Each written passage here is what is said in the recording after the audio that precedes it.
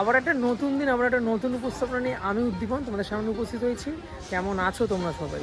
সবে মাত্র দুর্গাপুজো গেছি, আমি তোমাদের সামনে ছোট্ট উপস্থাপনা নিয়ে আসার জন্য বেরিয়ে পড়েছি। এই মুহূর্তে আমি এখন আছি বরাহনগর পৌরসভার অন্তর্গত আলমবাজারের কালীতলা মাঠে, এবং এই মাঠে কিন্তু বহু প্রাচীন প্রায় 82 বছর পদার্পণ করলো এনাদের শ্যামা পুজোর। এখানে কিন্তু বেশ সাড়ম্বরে এই শ্যামা পুজো অনুষ্ঠিত হয়, এবং এই শ্যামা পুজো কিন্তু প্রায় 1 সপ্তাহ ধরে কিন্তু থাকে জায়গাটিতে শ্যামা পুজো অনুষ্ঠিত হয়। এটি কিন্তু একটা মাঠের মধ্যে, এবং সেই শ্যামা পুজোগুলোকে কিন্তু চারপাশে বেশ একটা সুন্দর মেলাও বসে।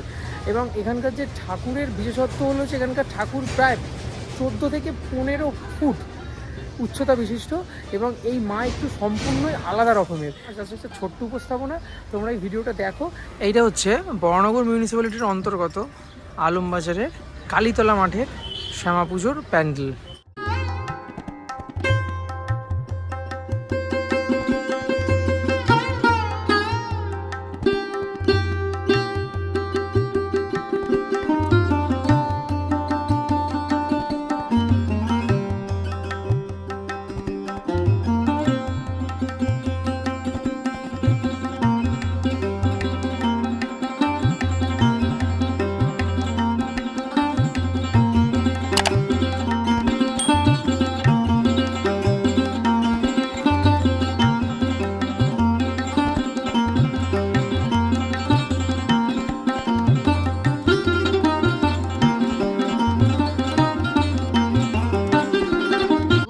তার দুই পাশে কিন্তু ওই যে ভূত প্রেত ডাকিনী যোগিনী তার কিন্তু ছোট ছোট ছোট ছোট মূর্তিও তৈরি করা হয়েছে, বা দুষ্টকে মানে বিনাশ করছে যে তার একটা প্রতিরূপ এখানে ফুটিয়ে তোলা হয়েছে।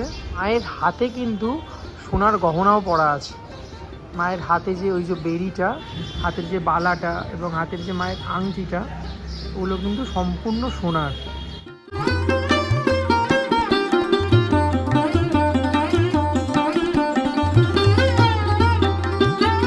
আমার গত ভিডিওটাতে দেখেছিলে যে এইরকম বরাহনগরী পৌরসভার অন্তর্গত হাওয়া সকল ক্লাবের শ্যামা পুজোর প্রতিমা, এইবার তোমরা দেখলে কালীতলা মাঠের কিন্তু প্রতিমা। এবার তোমাদেরকে বলে রাখি, তোমরা এখানে আসবে কী করে। এখানে আসতে হলে দক্ষিণেশ্বরে নামতে হবে তোমাদের, মেট্রো করে এসে দক্ষিণেশ্বরে নেমে জাস্ট ওখান থেকে টোটো বা অটো করে আলমবাজারে তাঁতিপাড়া বললেই কিন্তু তোমরা অতি সহজে এখানে চলে আসতে পারবে, জাস্ট 15 মিনিটের মধ্যে।